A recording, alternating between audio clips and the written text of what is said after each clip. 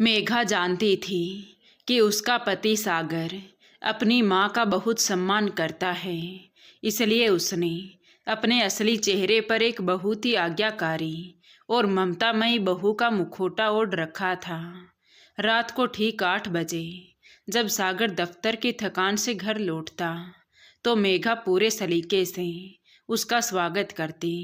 सागर के सोफे पर बैठते ही वो पानी का गिलास थमाते हुए बहुत ही फिक्रमंद और मीठी आवाज़ में कहती, सुनिए जी, आज माँ जी ने दोपहर का खाना ठीक से नहीं खाया तो मैंने उन्हें खिचड़ी बनाकर खिलाई है।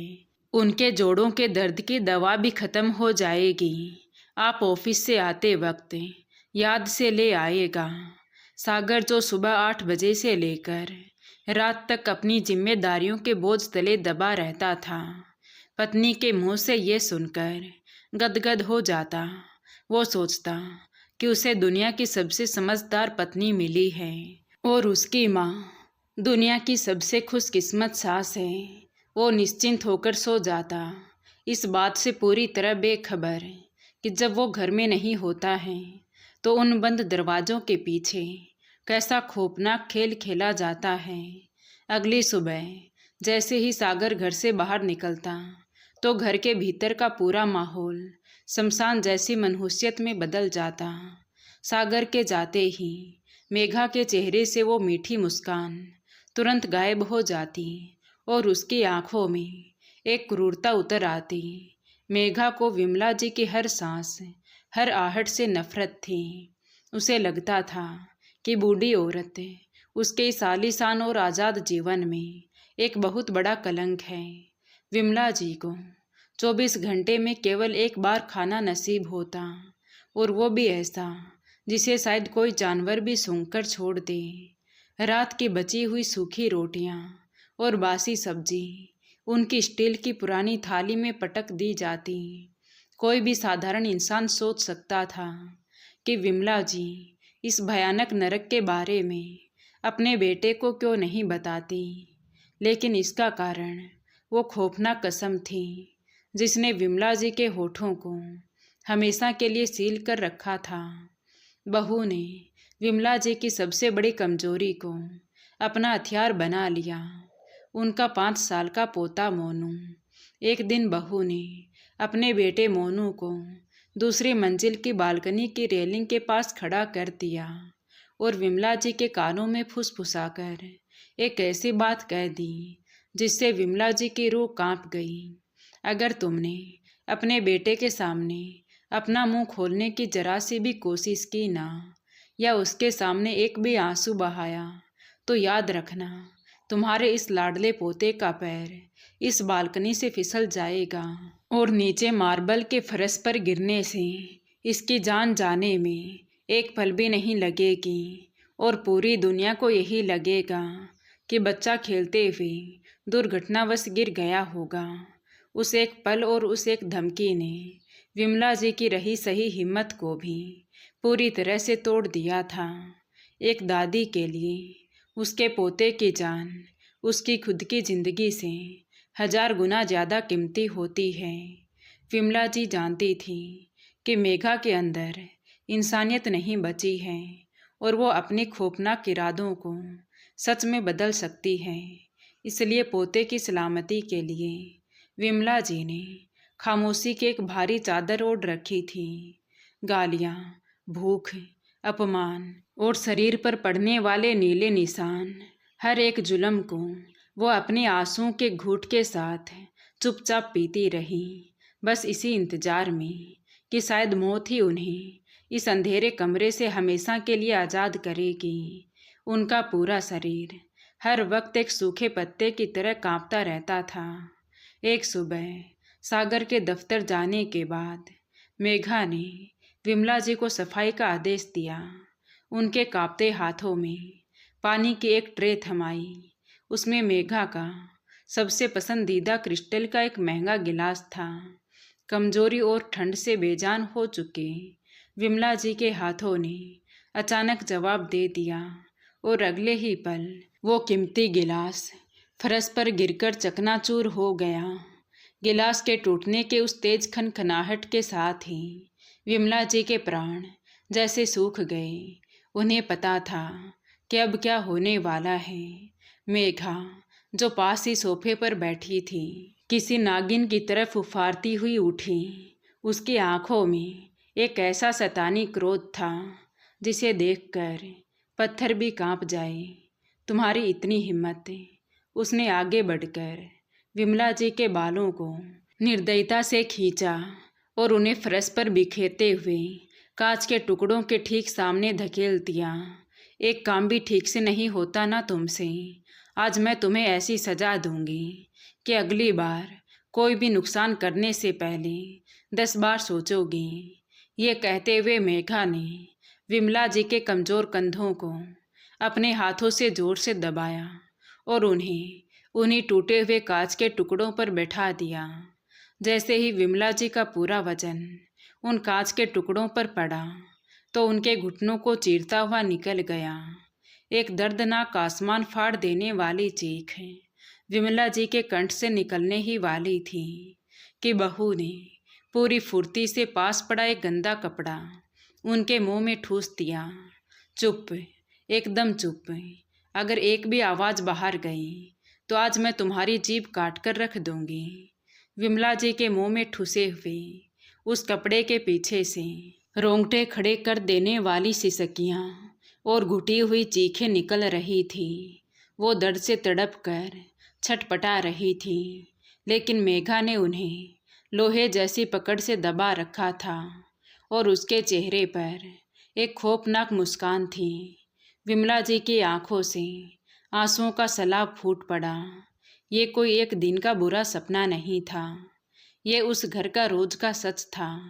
1 महीने 2 महीने नहीं, पूरे 24 महीने की इस अमानवीय प्रताड़ना ने विमला जी के शरीर को पूरी तरह से निचोड़ कर रख दिया था।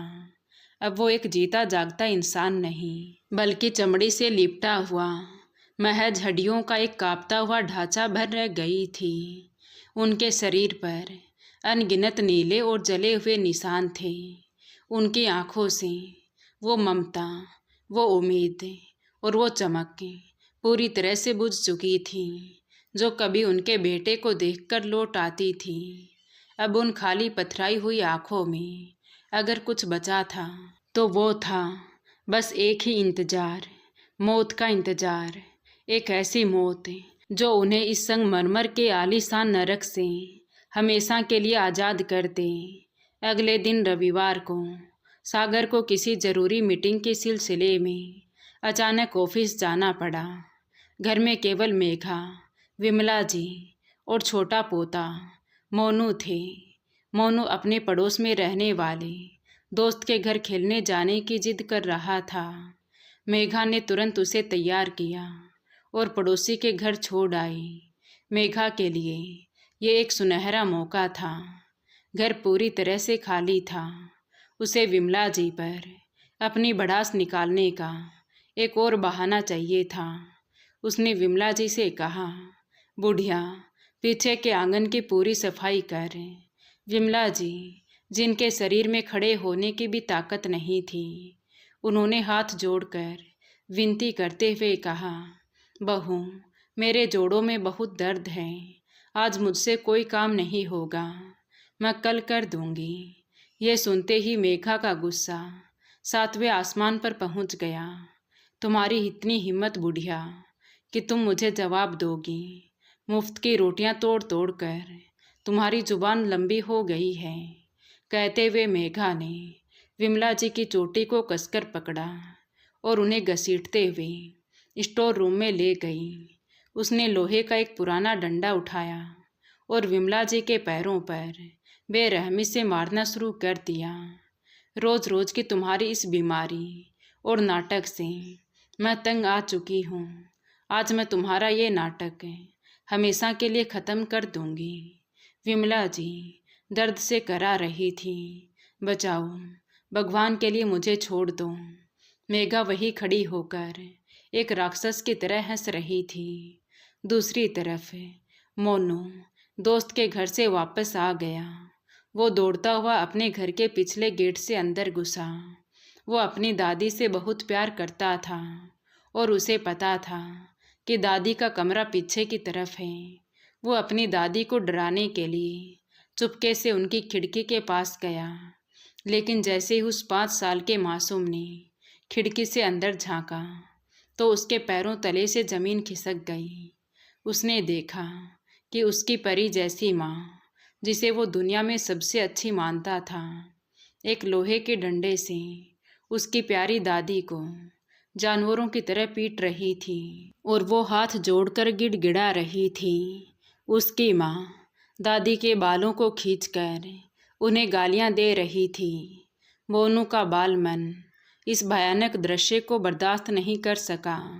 उसके गले से एक ऐसी दिल दहला देने वाली चीख निकली जिसने उस सन्नाटे को चीर दिया। मम्मा, छोड़ो मेरी दादी को। मेघा के हाथ से डंडा छुटकर नीचे गिर पड़ा। उसने मुड़कर खिड़की की तरफ देखा। मोनू वहां खड़ा बुरी तरह कांप रहा था और उसकी आंखों से आंसुओं की धारा बह रही थी। मेघा समझ गई कि उसका खेल खत्म हो चुका है। वो दौड़कर बाहर गई, लेकिन तब तक मोनू वहां से भाग चुका था। संयोग से सागर की मीटिंग जल्दी खत्म हो गई थी और वो ठीक उसी समय अपनी कार से घर के गेट पर पहुंचा था। मोनू दौड़ता हुआ सीधा अपने पिता के पास गया और फूट फूट कर रोने लगा। पापा, माँ दादी को मार रही है, दादी को बचा लो पापा। सागर के दिमाग में जैसे धमाका हुआ। वो तुरंत मोनू को गोद में उठाकर सीधा घर के पिछले हिस्से की तरफ दौड़ा। जब उसने स्टोर रूम का दरवाज़ा खोला तो उसके पैरों तले से ज़मीन खिसक गई। उसकी माँ, जिसने उसे पाल पोस कर इतना बड़ा किया था, वो दर्द से बेहोश होने की कगार पर थी। सागर की आंखों के सामने मेघा का असली और भयानक चेहरा आ चुका था। मेघा, जो अभी तक अपनी सफाई देने की कोशिश कर रही थी, सागर की लाल आंखों को देखकर कांप उठी। उस भयानक दोपहर की घटना ने सागर के उस आलीशान घर की ही नहीं बल्कि पूरे शहर की अंतरात्मा को झकझोर कर रख दिया था। जैसे ही पुलिस की गाड़ियों के सायरन ने उस पोस्ट कॉलोनी के सन्नाटे को चीरा तो आस पड़ोस के लोगों के चेहरे पर चढ़े हुए नकाब भी उतरने लगे। जो लोग कल तक मेघा की शालीनता और सागर के आदर्श बेटे होने की कस्में खाते थे, आज वे उसी घर के बाहर खड़े होकर कानाफूसी कर रहे थे। एक एम्बुलेंस में जब विमला जी के लहू लुहान कांपते और हड्डियों के ढांचे में तब्दील हो चुके शरीर को स्ट्रेचर पर बाहर लाया गया तो देखने वालों की रूह कांप गई। सागर, जिसकी आंखों से आंसू रुकने का नाम नहीं ले रहे थे, उसने अपनी ही पत्नी मेघा के खिलाफ हत्या के प्रयास, अमानवीय क्रूरता और घरेलू हिंसा की धाराओं के तहत पुलिस में प्राथमिकी दर्ज करवाई। मेघा को उसी शाम गिरफ्तार कर लिया गया, लेकिन उसके चेहरे पर कोई पछतावा नहीं था, बल्कि एक ऐसी कुटिलता थी जैसे उसे यकीन हो कि पैसे के दम पर वो जल्द ही बाहर आ जाएगी। महीनों की पुलिस जांच और अस्पताल के लंबे चक्कर के बाद आखिर जिला न्यायालय में इस बहुचर्चित मामले की सुनवाई का दिन आ पहुंचा। अदालत का कमरा खचाखच भरा हुआ था। मेघा की तरफ से शहर के सबसे महंगे और नामी वकील को खड़ा किया गया, जो अपनी आक्रामक जिरह और झूठ को सच साबित करने की कला के लिए कुख्यात था। कार्यवाही शुरू होते ही मेघा के वकील ने अदालत के सामने झूठ और फरेब का ऐसा मायाजाल बुना कि एक पल के लिए सागर का दिल भी डूबने लगा। वकील ने जज के सामने बहुत ही आत्मविश्वास के साथ दलील दी, योर ऑनर, ये पूरा मामला एक आधुनिक और पढ़ी लिखी बहू के खिलाफ रची गई एक गहरी साजिश है। मेरी मुवक्किल मेघा ने हमेशा अपनी सास की सेवा एक सगी बेटी की तरह की है। असलियत ये है कि विमला जी 70 वर्ष की हो चुकी है। उसे भूलने की बीमारी है। उम्र के इस पड़ाव में वो मानसिक रूप से अपना संतुलन खो बैठी है। उनके शरीर पर जो चोट के निशान हैं वो किसी की मार के नहीं बल्कि कमजोरी के कारण, उनके बार बार सीढ़ियों से या बाथरूम से गिरने के कारण लगे हैं। एक बूढ़ी और मानसिक रूप से बीमार औरत की बातों पर कानून भरोसा नहीं कर सकता। वो बस अपनी बहू से ईर्ष्या करती है क्योंकि वो सागर का ध्यान अपनी तरफ खींचना चाहती है। मेघा कटघरे में खड़ी लगातार नकली आंसू बहा रही थी। वो अपनी साड़ी के पल्लू से बार बार आंखें पोंछने का नाटक कर रही थी, जैसे दुनिया की सबसे पीड़ित महिला वही हो। सरकारी वकील के पास विमला जी के घावों की मेडिकल रिपोर्ट तो थी, लेकिन ये साबित करने के लिए कोई ठोस सबूत नहीं था कि ये चोटें मेघा ने ही दी हैं। उस आलीशान घर के भीतर और विशेषकर उस अंधेरे कमरे में कोई भी निगरानी कैमरा नहीं लगा था। जो नौकर घर के काम करने आते थे उन्हें मेघा हमेशा उस कमरे की तरफ जाने से रोक देती थी, इसलिए कोई बाहरी गवाह भी नहीं था। विमला जी की हालत इतनी नाजुक थी कि वो व्हील चेयर पर अदालत में मौजूद तो थी, लेकिन वो ठीक से बोल भी नहीं पा रही थी। सबूतों की इस भारी कमी को देखकर सागर अंदर से टूट रहा था। उसे लगा कि शायद कानून भी इस राक्षसी का कुछ नहीं बिगाड़ पाएगा। मेघा ने अपने नकली आंसुओं से भरी आंखों के कोनों से सागर की तरफ देखा और उसके होठों पर एक बहुत ही कुटिल मुस्कान तैर गई। उसे पूरा यकीन हो चला था कि वो एक बार फिर अपने गुनाहों से बेदाग बच निकलेगी। जज भी पन्नों को पलटते हुए सोच में पड़े थे कि बिना किसी प्रत्यक्ष गवाह के सजा कैसे सुनाई जाए। तभी सरकारी वकील अपनी कुर्सी से उठा और उसने एक ऐसी घोषणा की जिसने पूरे कोर्ट रूम का माहौल एक पल में बदल कर रख दिया। योर ऑनर, ये सच है कि उस घर की चार दीवारी के भीतर कोई कैमरा नहीं था। ये भी सच है कि पीड़िता की आवाज़ अब तक दबाई गई है, लेकिन हमारे पास इस मानवीय घटना का एक ऐसा चश्मदीद गवाह मौजूद है जिसकी आंखों ने वो सब देखा है और जिसकी जुबान कोई झूठ नहीं बोल सकती। अदालत के भारी लकड़ी के दरवाजे धीरे से खुले। सभी की निगाहें दरवाजे की तरफ घूम गई। वहाँ सागर खड़ा था और उसने अपने 5 साल के छोटे से बेटे मोनू की उंगली कसकर पकड़ी हुई थी। मोनू ने स्कूल की यूनिफॉर्म पहन रखी थी। इतनी बड़ी जगह और इतने सारे काले कोट वाले वकीलों और पुलिस वालों को देखकर वो छोटा सा बच्चा बुरी तरह सहमा हुआ था। उसके छोटे छोटे कदम कांप रहे थे। मेघा के चेहरे का रंग एक ही सेकंड में सफ़ेद पड़ गया। उसकी कुटिल मुस्कान अब खौफ में बदल चुकी थी। सागर ने मोनू को धीरे से गवाह के कटघरे के पास खड़ा किया। जज साहब, जो खुद एक पिता और दादा थे, उन्होंने उस मासूम चेहरे को देखकर अपने चश्मे को नीचे किया और प्यार से कहा, बेटा, यहाँ कोई तुम्हें कुछ नहीं कहेगा। तुम एकदम सुरक्षित हो। मुझे बस इतना बताओ कि उस रविवार के दोपहर को जब तुम खेलने गए थे और वापस आए तो तुमने अपनी दादी के कमरे की खिड़की से क्या देखा था? तुम्हें किसी से डरने की ज़रूरत नहीं है बेटा, बस वही बताना जो तुमने अपनी आंखों से देखा था। मोनू ने अपनी बड़ी बड़ी डरी हुई आंखों से अपनी माँ को देखा। मेघा कटघरे से उसे ऐसे खौफनाक और चेतावनी भरी नज़रों से घूर रही थी जैसे अपनी आंखों ही आंखों में कह रही हो कि अगर उसने मुंह खोला तो अंजाम बहुत बुरा होगा। मोनू डर के मारे सागर के पैरों से चिपकने लगा, लेकिन तभी उसकी नज़र अदालत की दूसरी पंक्ति में व्हील चेयर पर बैठी अपनी दादी पर पड़ी। विमला जी का पूरा सर पट्टियों से बंधा था। उनके हाथ प्लास्टर में थे और उनकी दोनों आँखों के नीचे अब भी गहरे नीले और काले निशान थे। अपनी दादी की उस दयनीय और टूटी हुई हालत को देखकर उस 5 साल के बच्चे के मन का सारा डर एक झटके में उड़ गया। उसे याद आ गया कि कैसे उसकी दादी उसे छुप छुप कर अपने हिस्से की सूखी रोटी से भी कोर खिला देती थी, कैसे लोरी सुनाती थी। मोनू की मासूम आंखों में आंसू भर आए, उसकी आवाज़ कांप रही थी, लेकिन उसमें सच्चाई की जो गूंज थी वो किसी भी वकील की दलीलों से लाख गुना ज़्यादा ताकतवर थी। जज अंकल, मेरी मम्मा बहुत गंदी है। उस दिन मैं खिड़की के बाहर खड़ा था। मैंने देखा मम्मा ने लोहे के एक डंडे से मेरी दादी को बहुत ज़ोर ज़ोर से मारा।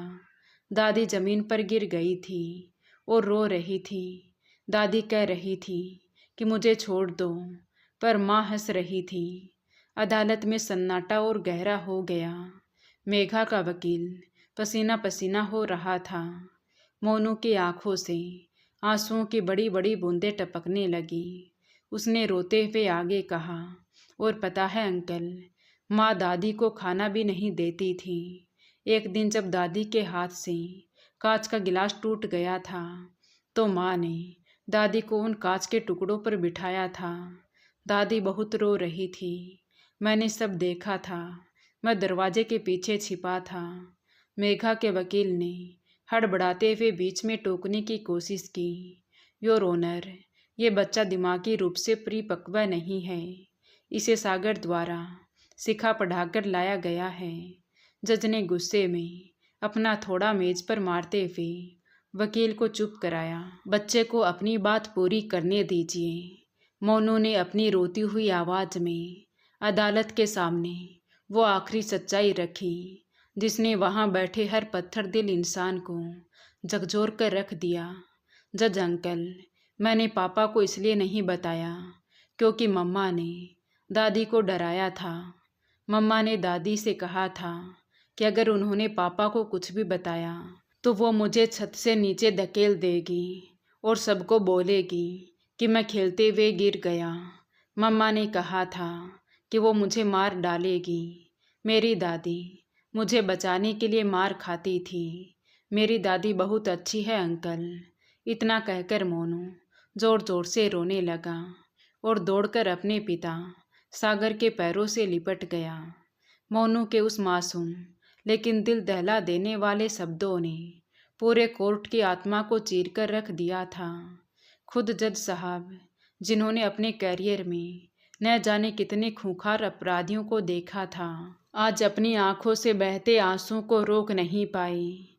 5 साल के बच्चे की गवाही में जो दर्द, जो ख्वाब और सच्चाई की जो स्पष्टता थी, उसने बचाव पक्ष के सारे झूठे सबूत और मेघा के बुने हुए हर एक फरेब को ताश के पत्तों की तरह बिखेर कर रख दिया था। सागर की हालत अब देखी नहीं जा रही थी। वो अदालत के उस ठंडे फर्श पर घुटनों के बल गिर पड़ा और बच्चों की तरह फूट फूट कर रोने लगा। उसे खुद से घिन आ रही थी। उसे अपनी उस शिक्षा, अपने उस पैसे पर थूकने का मन कर रहा था। वो दिन रात पैसों के पीछे भागता रहा और उसकी जन्म देने वाली माँ हर रोज़ तिल तिल कर मरती रही। मेघा के वकील ने अपनी फाइलें बंद कर ली। वो समझ गया था कि अब इस शैतान औरत को दुनिया की कोई भी ताकत नहीं बचा सकती। अंतिम सुनवाई पूरी हुई। जज साहब ने अपना पेन उठाया और भारी मन से लेकिन अत्यंत कठोर शब्दों में अपना ऐतिहासिक फैसला पढ़ना शुरू किया। आज इस न्यायालय ने सिर्फ भारतीय दंड संहिता के तहत एक अपराध को नहीं देखा है, बल्कि इंसानियत की सबसे घिनौनी, सबसे शर्मनाक और रूह कपा देने वाली हत्या को महसूस किया है। एक पढ़ी लिखी महिला द्वारा अपनी ही बूढ़ी लाचार सास पर अमानवीय बर्बर यातनाएं और एक छोटे से मासूम बच्चे के मन में अपनी ही माँ का ऐसा खौफनाक राक्षसी रूप बिठाना, ये समाज के माथे पर एक ऐसा कलंक है जिसे धोया नहीं जा सकता। सबूत, मेडिकल रिपोर्ट और सबसे महत्वपूर्ण एक मासूम चश्मदीद गवाह के बयानों को आधार मानते हुए यह अदालत अपराधी मेघा को हत्या के प्रयास, गंभीर शारीरिक यातना और मानसिक प्रताड़ना का दोषी करार देती है। अदालत इस अपराधी को बिना किसी रियायत के 7 वर्ष की कठोर कारावास की सजा सुनाती है। फैसला सुनते ही मेघा के पैरों तले से जमीन खिसक गई। उसका घमंड, उसकी चालाकी सब खाक में मिल चुका था। वो पागलों की तरह चीखने चिल्लाने लगी। वो सागर के पैरों की तरफ लपकी। सागर, मुझे माफ़ कर दो, मैं तुम्हारे बच्चे की माँ हूँ। लेकिन सागर ने उसकी तरफ देखा भी नहीं और पीठ फेर ली। पुलिस की 2 महिला कांस्टेबलों ने आगे बढ़कर मेघा के हाथों में हथकड़ियाँ पहना दी और उसे घसीटते हुए अदालत के बाहर ले गई। मेघा की चीख धीरे धीरे दूर होती गई। अदालत खाली हो चुकी थी। सागर धीरे धीरे उठकर अपनी माँ की व्हील चेयर के पास गया। वो उनके पैरों में सर रखकर जोर जोर से रोने लगा। मुझे माफ़ कर दो माँ, तेरा ये पापी बेटा अंधा हो गया था। मुझे दुनिया का कोई भी दुख दे दो, बस मुझे माफ़ कर दो। विमला जी के होठ तो नहीं हिले, लेकिन एक माँ की ममता ने फिर भी सारे दर्द को पीछे छोड़ दिया। उनके कांपते हुए पट्टियों से बंधे हाथ धीरे से उठे और सागर के सर पर टिक गए। उन्होंने अपने पोते मोनू को भी अपनी छाती से लगा लिया। उस मनहूस दिन के बाद विमला जी उस विशाल घर की सीढ़ियों के नीचे वाले अंधेरे कमरे से हमेशा के लिए बाहर आ गई थी। सागर ने अपने जीवन का एकमात्र लक्ष्य बना लिया था कि अब जब तक उसकी माँ जीवित है, उनकी आंखों से दर्द का एक आंसू भी नहीं गिरने देगा।